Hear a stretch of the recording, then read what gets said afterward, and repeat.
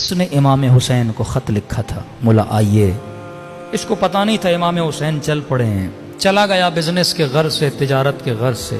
کہتے ہیں واپس آیا کوفے، تجارت میں اس کو بہت نقصان ہوا، سب کچھ گوا کے آیا خالی ہاتھ ہو کے. گھر آیا، جیسے گھر کا دروازہ کھلا، اس کی بیوی اور اس کی 4-5 سالہ بیٹی صحن میں بیٹھی تھی. کہتا ہے جیسی میری بیٹی نے مجھے دیکھا نا، دوڑے دوڑے آئی اور میرے سینے سے آ کے لپٹ گئی. کہتا ہے جب سفر پہ گیا تھا میری بیٹی نے مجھ سے کچھ مانگا تھا کہ بابا جب واپس آؤ نا اپنی بیٹی کے لیے یہ چیز لے کر آنا. کہ اب جیسے بیٹی سینے پہ لگی نا، باپ تھا سب کچھ گوا کے پہنچا تھا. میں نے کہا بیٹی پوچھے گی بابا یہ لائے، میں نے یہ گفٹ بولا تھا، لیکن بیٹی نے یہ نہیں پوچھا. پہلا سوال جو میری بیٹی نے کیا، کہنے لگی بابا آپ کربلا نہیں گئے؟ کہ بیوی سے کہا کیا کہہ رہی؟ کہنے لگی شوہر کچھ کما کے لائے ہو، اتنے دنوں سے نہیں تھے. کہا نہیں زوجا نقصان ہوا بہت. کہ گھر میں کچھ بھی نہیں ہے کھانے کے لیے. کہ بیٹی کیا کہہ رہی ہے؟ کیا شہر میں اعلان ہوا ہے کہ کربلا میں ایک باغی آیا ہے، جو بھی اسے مارے گا تلوار کے وزن کے برابر سونا دیا جائے گا. کما کر لائے ہو؟ کہ نہیں.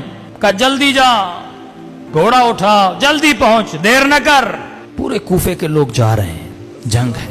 اس نے گھوڑا لیا، بے دریغ دوڑاتے دوڑاتے پوچھتے پوچھتے میدان کربلا پہنچا. تاریخ لکھتی ہے جس وقت یہ کربلا پہنچا تھا یہ غالباً عصر عاشور کا وقت تھا.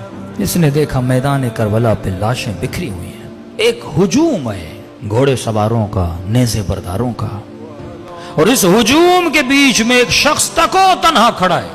کوئی اسے پتھر مارتا ہے، کوئی اسے تیر مارتا ہے، کوئی اسے نیزہ مارتا ہے، کوئی دور سے تلوار مارتا ہے. کہتا میں سمجھ گیا یہ دشمن ہے جسے مارنا ہے. میں بھی اس بھیڑ کے اندر گیا، اس ہجوم کے اندر گیا. میں نے کہا میں پیچھے کیوں رہوں؟ میں نے بھی ایک پتھر اٹھایا اور آگے بڑھ کے اسے مارنا چاہا. کہ جیسے مارنا چاہتا تھا نا، اس نے نگاہیں بلند کر کے مجھے دیکھنا شروع کیا. کہتا ہے وہ ہیبت اس کی نگاہوں میں تھی، وجود پہ لرزہ طاری ہو گیا. اب جو چہرہ دیکھا تو نورانی، ماتھا دیکھا تو سجدوں کے نشان. میں نے کہا یہ تو کہہ رہے ہیں کسی باغی کو مارنے آ رہے ہیں، یہ شکل باغیوں کی تو نہیں ہے. فوراً اپنے عقل کو روشن کیا اور جہالت کے لشکر کو مارا. کہ کہیں ایسا نہ ہو غلط آدمی کو مار دو، پہلے پوچھو تو صحیح کون ہے. کہتے آگے بڑھا اور میں نے کہا السلام علیک ایھا الشیخ الکبیر، اے بوڑھے تجھ پر میرا سلام ہو. کہتے جب سلام کیا نا تو گویا اس کے چہرے پہ خوشی کے آثار آ گئے. کبھی سوچا عاشور کے دن 100 مرتبہ مولا کو کیوں سلام کہنے کے لیے بولا گیا؟